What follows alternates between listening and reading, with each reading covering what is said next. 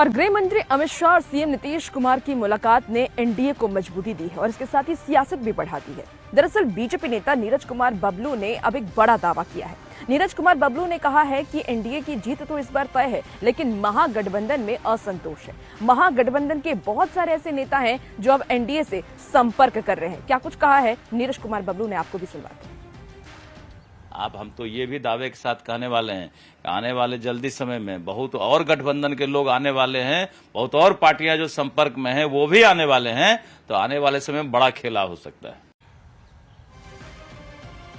तेजस्वी यादव के सियासी सलाहकार और सांसद संजय यादव को लेकर के आरजेडी के अंदर ही फूट देखने को मिल रही है, परिवार के अंदर ही फूट देखने को मिल रही है। संजय यादव वो चेहरा है जिनको लेकर के विरोध होता भी पहले से आया है। तेज प्रताप यादव भी कभी विरोध के जो स्वर है वो उठाते थे। और रोहिणी आचार्य ने तेजस्वी के फ्रंट सीट पर बैठने को लेकर के संजय यादव की खूब आलोचना की है और इस आलोचना पर अब सियासत भी गरमाई हुई है। और क्या आरजेडी के अंदर, इस परिवार के अंदर सब कुछ ठीक नहीं चल रहा है? इस रिपोर्ट के जरिए समझिए।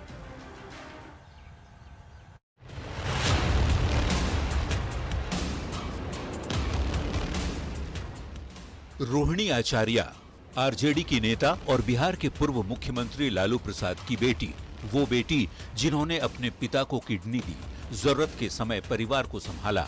आज उसी रोहिणी आचार्य ने अपने आधिकारिक फेसबुक अकाउंट से इस पोस्ट को शेयर किया है जो सोशल मीडिया पर जंगल में लगी आग की तरह फैल रहा है। राजनीतिक गलियारे में हर ओर इस पोस्ट की चर्चा हो रही है, जिसमें राष्ट्रीय जनता दल के प्रशंसक आलोक कुमार ने संजय यादव को लेकर एक बड़ी टिप्पणी की है। तेजस्वी यादव की फ्रंट सीट पर बैठने को लेकर आलोचना की है। संजय यादव का कद कितना बड़ा है, शायद ही ये बात किसी से छिपी होगी। तेजस्वी के सिपहसालार और आरजेडी के राज्यसभा सांसद खूब चर्चा में हैं तेजस्वी यादव की फ्रंट सीट पर बैठने को लेकर। बुधवार की रात करीब 1:30 बजे आरजेडी समर्थक आलोक कुमार ने संजय यादव को लेकर फेसबुक पर एक पोस्ट लिखा, जिसे रोहिणी आचार्य ने शेयर किया। पोस्ट में ये टिप्पणी की गई है कि फ्रंट सीट शीर्ष के नेता नेतृत्वकर्ता के लिए चिन्हित होती है। अनुपस्थिति में किसी को उस सीट पर नहीं बैठना चाहिए। कोई अपने आप को शीर्ष नेतृत्व से ऊपर समझ रहा है। हम लोग फ्रंट सीट पर लालू तेजस्वी को बैठे देखने के अभ्यस्त हैं। उनकी जगह पर कोई और बैठे, ये हमें कतई मंजूर नहीं है। दोयम दर्जे के व्यक्ति में विलक्षण रणनीतिकार नजर आता है। पोस्ट में कई और भी बातें लिखी गई हैं जिस पर खूब सियासत हो रही है। जो साथ में चलेंगे वही अगली पिछली किसी सीट पर बैठेंगे। आप भी साथ में चलिए तो आपको भी कहीं ना कहीं जगह उसमें बैठने को मिल जाएगी।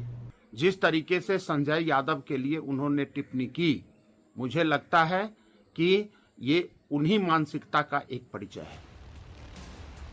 ये पहली बार नहीं है जब तेजस्वी के करीबी संजय यादव को लेकर लालू परिवार में विरोध के स्वर सुनाई दे रहे हो। इससे पहले लालू प्रसाद के बड़े बेटे तेज प्रताप यादव कई बार संजय यादव के खिलाफ खुलकर बोल चुके हैं। संजय यादव की भूमिका पर सवाल भी खड़े कर चुके हैं। कई मौकों पर संजय यादव को जयचंद बताने वाले तेज प्रताप के बाद अब बहन रोहिणी आचार्य ने भी मोर्चा खोल दिया है, जिसे लेकर सत्ता पक्ष ये आरोप लगा रहा है कि रोहिणी आचार्य भी संजय यादव के बढ़ते कद से नाराज हैं। बिहार अधिकार यात्रा से फ्रंट सीट पर के सलाहकार बैठे हैं, लेकिन परिवार तेजस्वी यादव का पीछे छूट रहा है। जिस परिवार को लालू ने हमेशा बांध के रखा, तेजस्वी के हाथ में नेतृत्व आते ही पूरा परिवार बिखर रहा है। सत्ताधारी दलों का आरोप है कि लालू प्रसाद के परिवार में संजय यादव को लेकर दरार गहरी होती जा रही है। संजय यादव पहले से ही तेज प्रताप यादव के निशाने पर हैं और अब तेजस्वी की बहन रोहिणी आचार्य भी संजय यादव से खफा लग रही हैं।